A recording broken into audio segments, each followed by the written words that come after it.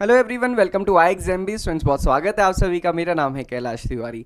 I hope कि जो नाबार्ड का एग्जामिनेशन हुआ उसके कट ऑफ प्रिडिक्शन से और मेमोराइज करने में कि क्या क्वेश्चन था, उसका क्या आंसर था, आप आगे बढ़ चुके होंगे। और अब हम आगे की डिस्कशन करेंगे फेज़ 2 की। मैंने आपसे पहले भी कहा है, दो ऑप्शन आपके पास हैं रिजल्ट आने तक आप क्या कर सकते हैं क्या नहीं। एक चीज़ है कि आप ये सोचते रहिए कि कट ऑफ क्या थी, मेरा कितना हुआ, कितने मार्क्स आ सकते हैं, बट ट्रस्ट मी, जब तक रिजल्ट नहीं आएगा कोई कुछ भी कह दे आपको तब तक भरोसा नहीं होगा। तो इसलिए इस पे सोचने से बेटर है कि आप जो बेटर है वो करें, और वो बेटर क्या है, आप फेज़ 2 की प्रिपरेशन करना स्टार्ट करें। ओके, क्योंकि जब आपने टारगेट किया है तो सिर्फ फेज़ 1 टारगेट नहीं किया होगा, आपने फाइनल सिलेक्शन ही टारगेट किया होगा। तो क्यों ना फाइनल सिलेक्शन की तरफ हम सोचें। तो अभी कैसे डिस्क्रिप्टिव को तैयारी स्टार्ट करें जिस समय हमारे माइंड में इतनी सारी डायलेमा भी है। तो सबसे पहले तो वॉरियर बनना शुरू करें। एक वॉरियर ना बने। हमेशा टेंशन किस बात की लेनी है, जो होना है वो होगा, है ना। टेंशन क्यों लेनी है। समझना है पेपर पैटर्न को। फेज़ 2 में आप देखेंगे जर्नलिस्ट के लिए दो पेपर होते हैं। पेपर 1 होता है, उसमें इंग्लिश डिस्क्रिप्टिव का पेपर है, 3 क्वेश्चंस होंगे जिसमें लेटर राइटिंग, ऐसे राइटिंग और प्रेसी राइटिंग होगा। 3 क्वेश्चन ये रहेंगे। 100 मार्क्स का होता है, 90 मिनट्स होता है, टाइम सफिशिएंट होता है। 90 मिनट्स में आप इजीली तीनों क्वेश्चन को कर सकते हैं, क्योंकि वर्ड लिमिट आप देखेंगे तो ऐसे राइटिंग की 300 होती है, लेटर राइटिंग की 150 होती है, और ऐसे प्रेसी राइटिंग की 120 वर्ड्स होती है। तो ये बहुत ज़्यादा दिक्कत की बात नहीं है। इसमें आपको लेटर राइटिंग के फॉर्मेट्स पढ़ने हैं, ऐसे राइटिंग का थोड़ा सा स्ट्रक्चर देखना है। प्रेसी राइटिंग में हमेशा ध्यान रखना है कि आपको एक टाइटल ज़रूर दे के आना है, नहीं तो वहाँ पर गड़बड़ हो जाती है। हम ये सोचते हैं कि लास्ट में देंगे और लिखते लिखते वो स्क्रॉल हो जाता है और फिर हम आगे बढ़ जाते हैं, हम भूल जाते हैं। तो ये गड़बड़ ना करें, क्योंकि आपके मार्क्स उसमें जाते हैं। पेपर 2 है, इसके बाद इंटरवल होगा। आप बाहर जा सकते हैं, लोगों से बात कर सकते हैं, डिस्कशन कर सकते हैं, कुछ खा पी सकते हैं। उसके बाद जब आप वापस आएंगे तो पेपर 2 होगा ESI एंड ARD का, जिसमें पहले 30 क्वेश्चंस के लिए विंडो ओपन होगी और 50 मार्क्स के ये रहेंगे, और 30 मिनट्स यहाँ पे टाइम मिलेगा। जैसे ही 30 मिनट्स ओवर होंगे फिर ये विंडो ओपन होगी, जिसमें डिस्क्रिप्टिव क्वेश्चन होंगे, 6 डिस्क्रिप्टिव क्वेश्चन 50 मार्क्स के। इसमें 3 क्वेश्चन होंगे 15 मार्क्स के, जिसमें से कि कोई भी 2 आपको करने हैं।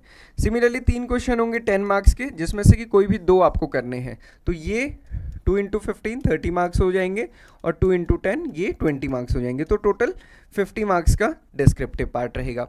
बट यहाँ पे देखिए टाइम कितना है, सिर्फ 90 मिनट्स। और आपको कितने वर्ड्स में लिखना है, 15 वर्ड के आंसर को आपको मैक्सिमम 600 वर्ड्स में लिखना है। तो ये कितने हो गए टोटल 1200 वर्ड्स। सिमिलरली 10 मार्क के क्वेश्चन को आपको 400 वर्ड्स में एक को आंसर करना है, तो ये कितने हो गए 800 वर्ड्स। टोटल हो गए मैक्सिमम 2000 वर्ड। 2000 वर्ड्स 90 मिनट में, जबकि यहाँ पे आप कितने लिख रहे थे, 300 400 500 अराउंड 600 वर्ड्स आप लिख रहे थे 90 मिनट्स में। यहाँ पे आपको उसके 3 टाइम्स वर्ड्स लिखने हैं। और यहाँ पे सिर्फ लिखना नहीं है, यहाँ पे जो क्वेश्चन होगा उसको पहले समझना है, सोचना है, उसके स्ट्रक्चर को बनाना है, और रेलेवेंट चीज़ें लिखनी है, डेटा सारी चीज़ें कंपाइल अच्छे से करनी है। तो ये थोड़ा सा ध्यान रखना होता है, और ये रियली डिफिकल्ट होता है। तो हालांकि ये ज़रूरी नहीं है कि 600 बोला है तो 600 ही आपको लिखना है, बट सफिशिएंट चीज़ें आपको लिखनी है कि आंसर पूरा का पूरा कवर हो जाए, क्वेश्चन में कोई भी चीज़ ना छूटे। तो ये कैसे सारी चीज़ें समझ आएंगी जब आप मॉक टेस्ट देंगे। तो मॉक टेस्ट एक बहुत इंपॉर्टेंट है, मैं आपको हमेशा फोकस करता हूँ। फेज़ 1 में भी मैंने कहा था कि आप मॉक टेस्ट दीजिए, और मुझे ना स्टूडेंट ने कहा भी आने के बाद, स्टूडेंट ने कहा कि सर जब हम यहाँ मॉक टेस्ट देते हैं, मतलब घर पे मॉक टेस्ट देते हैं एग्जाम से पहले, वो तो हम फिर भी जल्दी कर लेते हैं, एग्जाम टाइम में तो डबल टाइम लग रहा था हर चीज़ में। तो वो होता ही है, क्योंकि एक एंग्जाइटी भी होती है, एक प्रेशर भी होता है ना, और उस वजह से ज़्यादा लगता है। और यहाँ पे डबल एंग्जाइटी डबल प्रेशर होगा। वो किस बात का, कि जैसे ही आप एंटर करेंगे रूम में, डिस्क्रिप्टिव पेपर स्टार्ट होगा, क्योंकि पूरा हॉल होता है, सारे बच्चे टाइप करना शुरू करेंगे, वो इतनी ज़्यादा आवाज़ आती है, ऐसा लगता है कि कितनी स्पीड से बाकी लोग काम कर रहे हैं, जबकि वो स्पीड नहीं होती, वो क्यूमुलेटिव आवाज़ होती है। तो आप समझिए कि आपको लगता है यार बाकी तो बहुत ज़्यादा लिख रहे हैं, मैं क्यों नहीं लिख पा रहा हूँ। ये होता है जब आप एग्जाम देंगे, या जिन्होंने दिया होगा उन्होंने ज़रूर फेस किया होगा, आप कमेंट बॉक्स में बताइएगा। तो ये प्रेशर एंग्जाइटी की वजह से हमारी जो परफॉर्मेंस है वो हिंडर करती है, इसलिए मॉक टेस्ट बहुत ज़रूरी है। और आप समझ भी पाएंगे कि कितने वर्ड्स आप लिख पा रहे हैं, कितने टाइम में आप कैसे इसको फ्रेम कर पा रहे हैं, और उतना ही टाइम आपको आगे देना होगा। हालांकि टाइम मैनेजमेंट की बात हम बाद में करेंगे। स्पेशलिस्ट पोस्ट में ARD ESI की जगह स्पेसिफिक पेपर होगा, चाहे IT से हैं या फिर चाहे फाइनेंस से हैं। अब सिलेबस दिया हुआ है। यहाँ पे कई स्टूडेंट्स का कहना होता है कि सर हमने फेज़ 2 के लिए क्या पढ़ना है।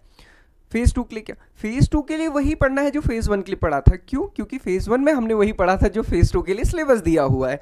आप देखेंगे नाबार्ड ने जो सिलेबस दिया है नोटिफिकेशन में, आप देखिए उसमें मेंशन है illustrative syllabus for phase 2 mains examination, और इसके बेसिस पे ही हम प्रीलिम्स की प्रिपरेशन करते हैं।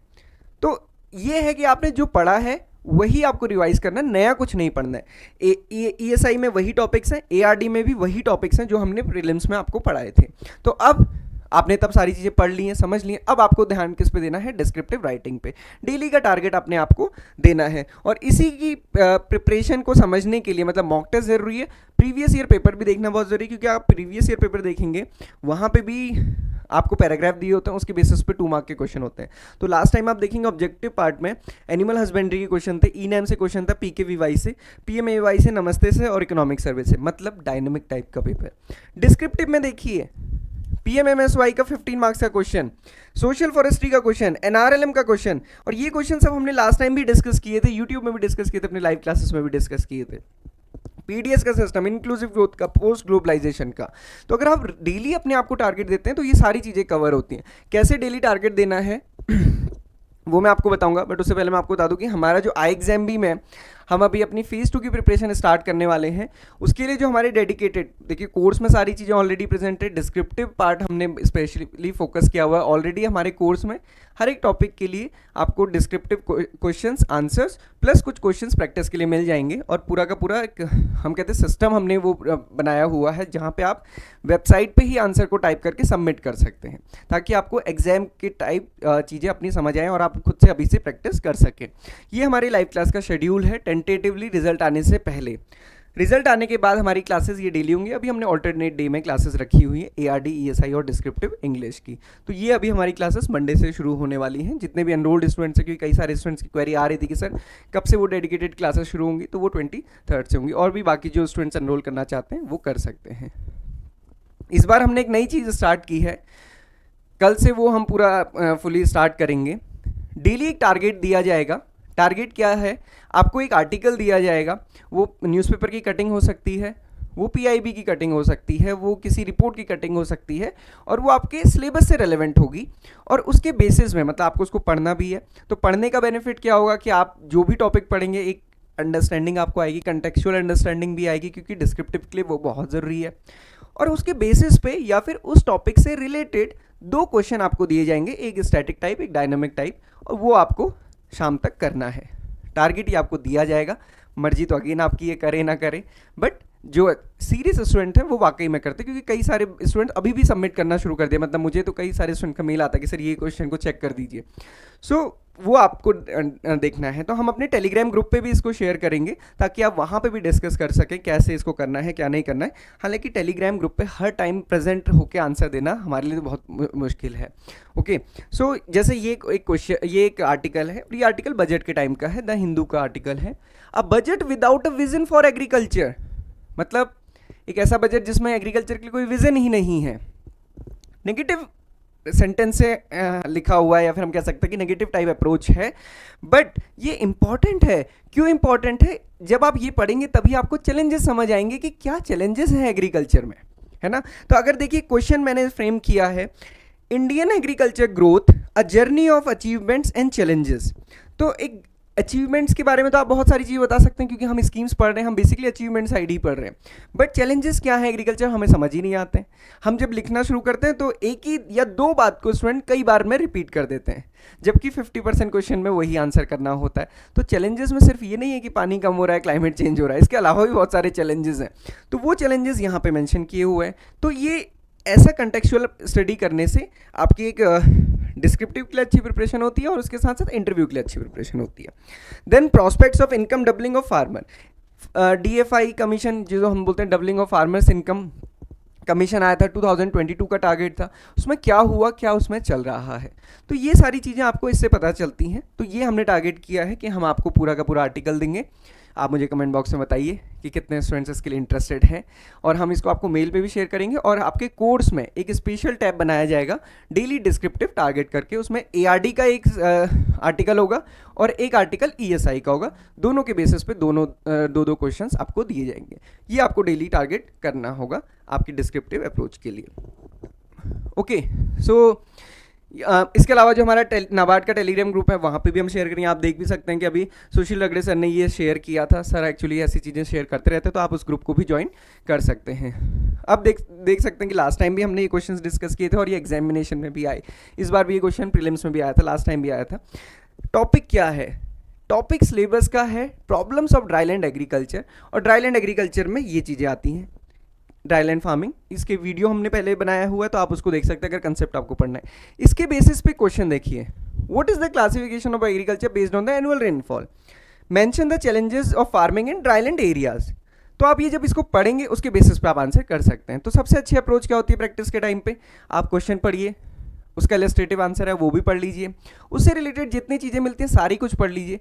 जब आपने पढ़ लिया और आपको लग गया कि हाँ मैंने पढ़ लिया, आप सारी बुक्स बंद कर दीजिए और फिर उसके बाद लिखना शुरू कीजिए। फिर आप देखिए कि कितना अच्छा आप लिख पा रहे हैं। मैंने ये देखा है बहुत बार बच्चे एक या दो चीज़ को ही बार बार रिपीट करते हैं। वो वजह क्या होती है, जब हम पढ़ते हैं तो हमें लगता है कि हमें बहुत कुछ आ गया, बट जब हम लिखना शुरू करते हैं तो शब्दों की भी कमी हो जाती है, पॉइंट्स की भी कमी हो जाती है। तो कब आएगी वो कमी, दूर कब होगी? जब आप लिखना शुरू करेंगे। सिमिलरली आप देखेंगे ये क्वेश्चन भी लास्ट टाइम पूछा गया था, concept of social forestry and agro forestry. ये टॉपिक में सिलेबस में है इसलिए इंपॉर्टेंट है। What is the social forestry, review the types of social forestry, elaborate the concept of joint forest management. तो ये टारगेट आपको लेके चलने हैं। कैसे करना है? क्वेश्चन है, सारा कुछ पढ़ना है और उसके बेसिस पे आंसर करना है। ये मैंने नोट्स की कटिंग दी है, तो ये डेली टारगेट हम आपको देंगे, उसके बेसिस पे आपको करना है। आई एग्जाम भी के साथ मैंने जैसा आपको बताया लाइव क्लासेस हम मंडे से शुरू कर रहे हैं जो डिस्क्रिप्टिव ओरिएंटेड होंगी।